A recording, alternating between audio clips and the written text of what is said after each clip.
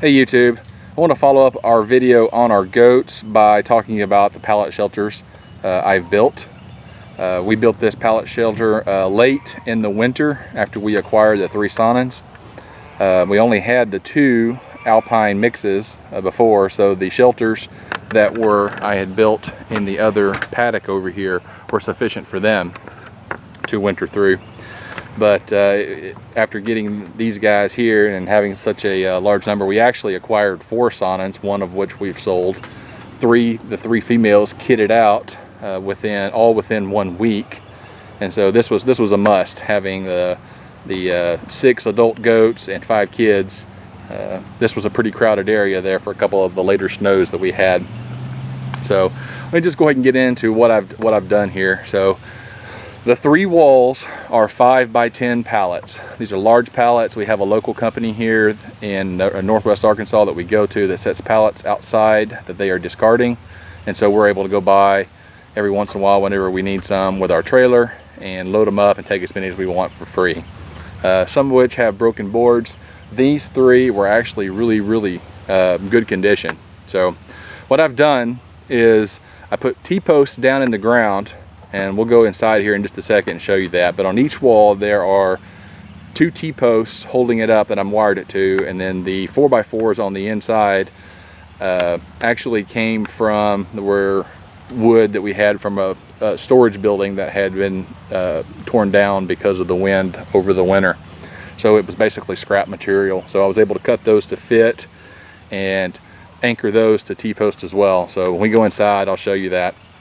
But what I've done is I've taken the 2x4s, and I've got 10-foot sections of 2x4s. So we've got 3 running lengthwise in this direction, 1 on this wall, 1 in the middle, and then 1 along that wall. And then I've got 3 more running crosswise in this direction, in the front, in the middle, and across the back wall.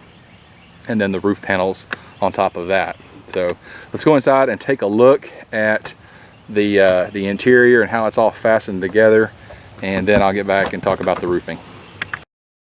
All right, internally here, as you can see, I've just got this T-post driven into the ground, and this 4x4 is not actually in the ground. It's about 5 feet tall. I don't remember the exact measurement, but I've just got it wired to the T-posts on the end wall over here. You can see the T-posts. Again, they're driven in the ground at intervals where I could fasten them to the main parts of the pallet. And what we did is we just picked this up and just set it down over the top of those, so that the T-posts actually run up through like a forklift's forks would, and got it wired really tight in multiple places. The corners are done very similarly. You can see there. I'll zoom in and get you a look at how we've got the wires done. We've got the wires in multiple places, wiring each wall together. Again, the back wall with his T-posts are done the same way, and then the back corner. Now the 2x4s across the top, I want to say those were about $4 a piece. So I miscounted on the number of 2x4s that I actually used. I do have 3 running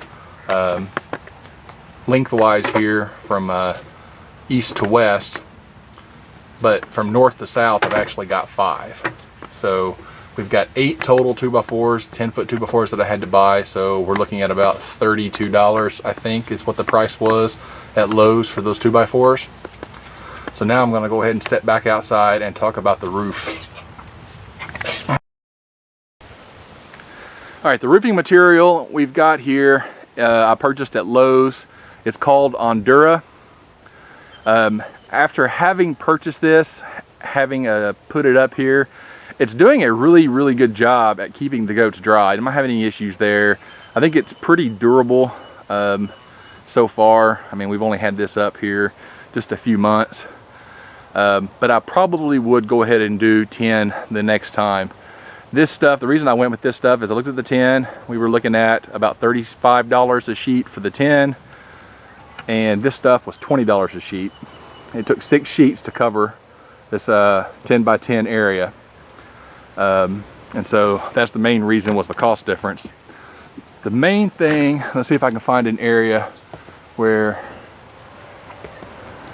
I did this. When I was putting it on, hammering on the roof nails to attach it to the 2x4s below, it was really easy to hammer through and create holes. And I did this in about 5 or 6 different places.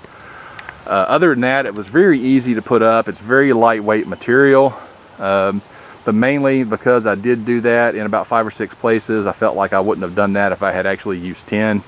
And that's just, it's just unfortunate. So if I may end up making another one of these, I will probably learn the lesson and not do that, and probably just go ahead and use 10, even if I have to buy it new and pay the higher price. Seems like a better thing to do. I probably will make another one of these shelters, not necessarily for a shelter, but just from a standpoint of, this is their main enclosure, as I said in the other video, kind of a central area.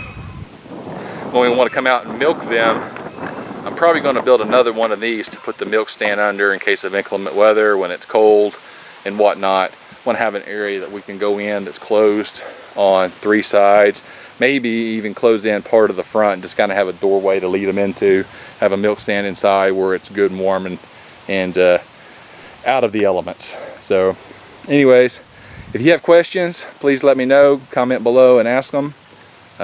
Please like and subscribe, and as always, thanks for watching.